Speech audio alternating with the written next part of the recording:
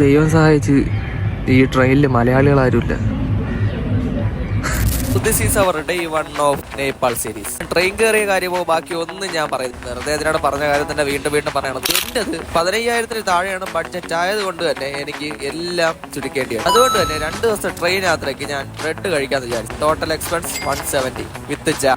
പിന്നെ ഒരു ചായ കുടിക്കണേല് വലിയ കുഴപ്പമൊന്നുമില്ലല്ലോ, ഒരു 20 രൂപയുടെ കേസല്ലേ ഉള്ളൂ. വയ്യാത്താക്ക് മരുന്ന് എത്ര മുഖ്യമാണോ അതേപോലെയാണ് എനിക്ക് ചായയും. എനിക്ക് ചായ കുടിക്കാതിരുന്നാൽ എനിക്ക് നല്ല രീതിയിൽ തലവേദന.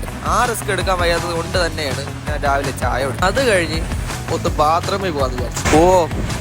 കേറിയന്റെ ഇരട്ടി സ്പീഡ് ഞാൻ തിരിച്ചറിയാം. സുഗന്ധവായു എന്റെ ശ്വാസകോശത്തെ സ്പോഞ്ചിൽ നിന്ന് പാറക്കല്ലോലെയാക്കി. മണമടിച്ചിട്ടാണോ എന്ന് അറിഞ്ഞൂടാ. 12 മണിക്ക് കിടന്നുറങ്ങിയ ഞാൻ എണീച്ചത് 6 മണിക്കാണ്. വൈകുന്നേരം എണീച്ച ഒരു ചായയും കുടിച്ച് ഇങ്ങനെ ഇരിക്കുമ്പോഴാണ് ഇത് സംഭവിച്ചത്.